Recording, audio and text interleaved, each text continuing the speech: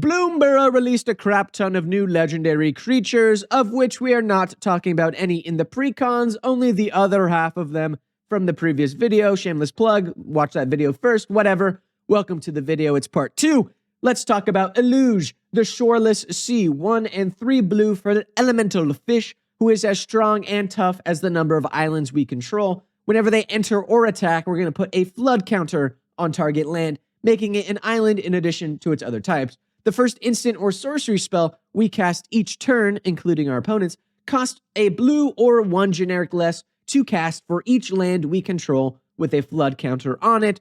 Your best friend is going to be the Flood of Mars, where you put more flood counters on lands. And then, of course, you're going to have your opponents wetter than me when I tell people I have a meme page. That's a classic meme from like 2012. Anyway, moving on.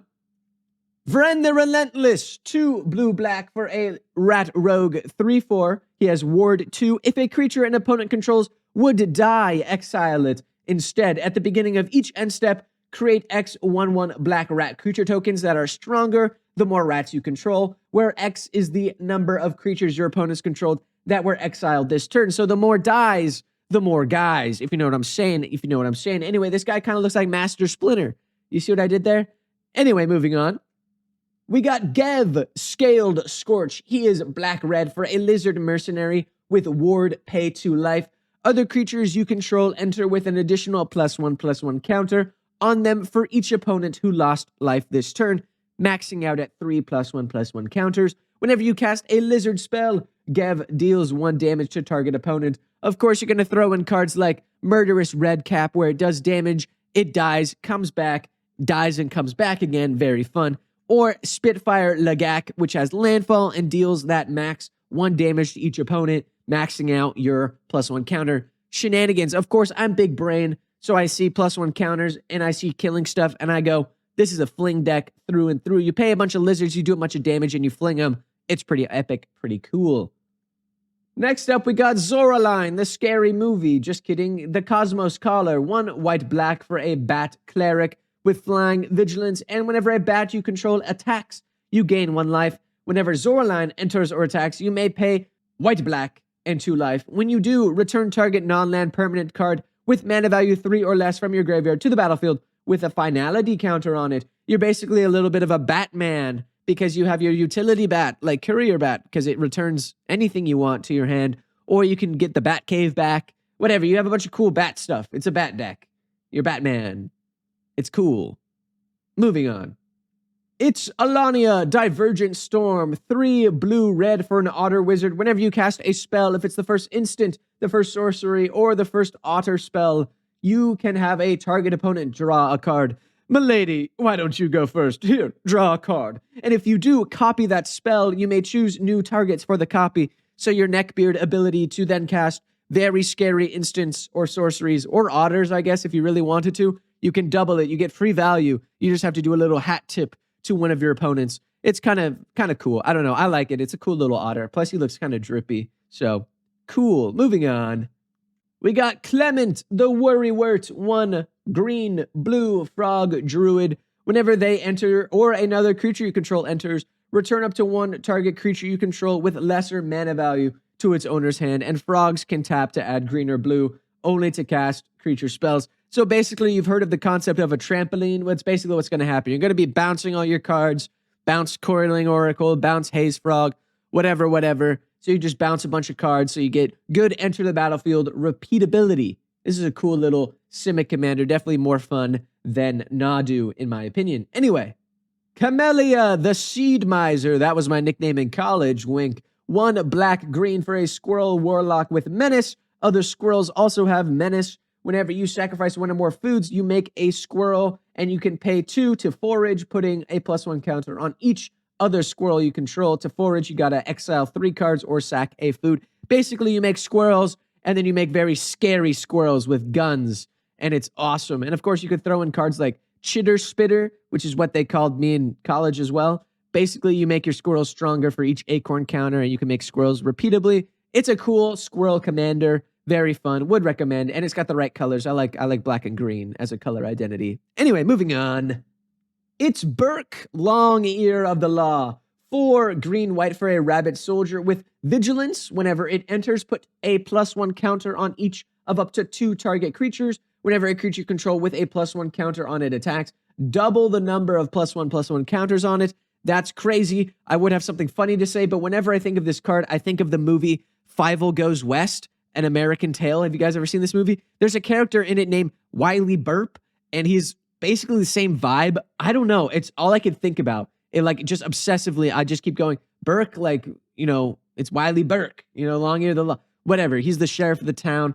It's a whole movie. I'd recommend watching it. It was good. Anyway, following that up, we have Hugs, Grizzly Guardian, X, Red, Green, Badger Warrior, 5/5 with Trample. The scariest thing about him, though, is he's absolutely terrifying. Look at that artwork, dude. He's smashing a skull and spine with his bare hands. This dude's a beast. He's a little underwhelming, though. You just exile cards and you can play them until your next turn. You just always get to play an additional land on each turn, though. So that's probably the best part of them, in my opinion. I don't know. He's scary, but as a commander, not that scary. Moving on. Muera, Trash Tactician, 1 red-green Raccoon Warrior. At the beginning of your first main phase, add a red or green for each raccoon you control. Whenever you expend 4, you gain 3 life. So basically, we got to look at the ruler here. As we all know, 4 is average. Am I right, guys?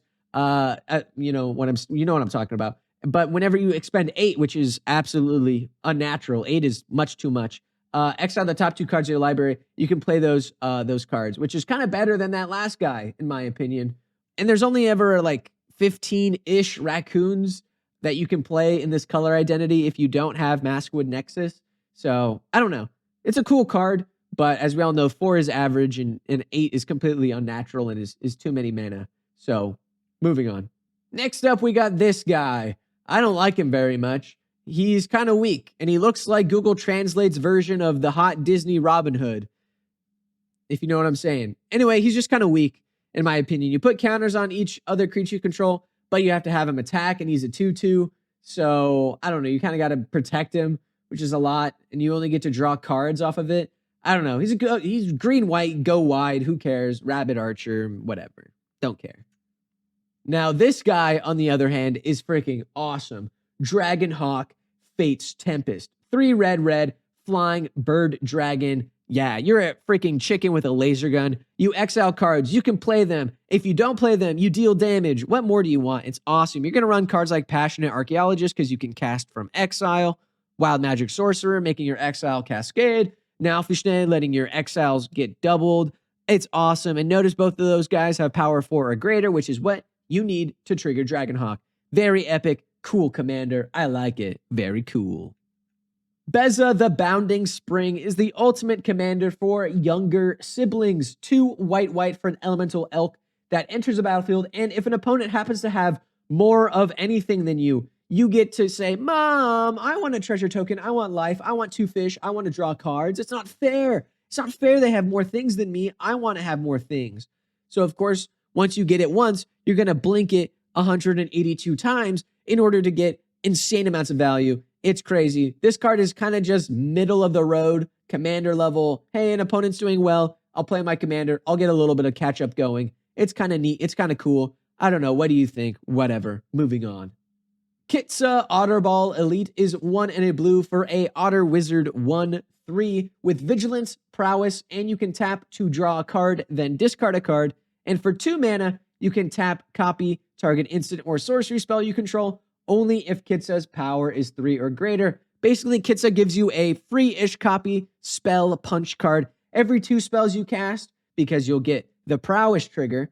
You'll be able to copy one for free once its power is 3 or greater. It's kind of cool. It's kind of fun. It's classic blue architecture where you cast instant or sorcery spells until you have enough good stuff going where you can just copy one really big one and win the game. Very cool. I like it. I like the idea of a punch card commander where you got to do a couple things before it can activate.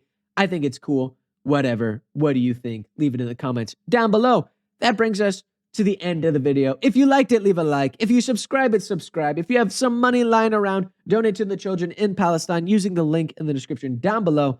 Are you going to run any of these commanders? Which one looks coolest to you? Let me know in the comments down below. I hope to see you in the next one. Peace out.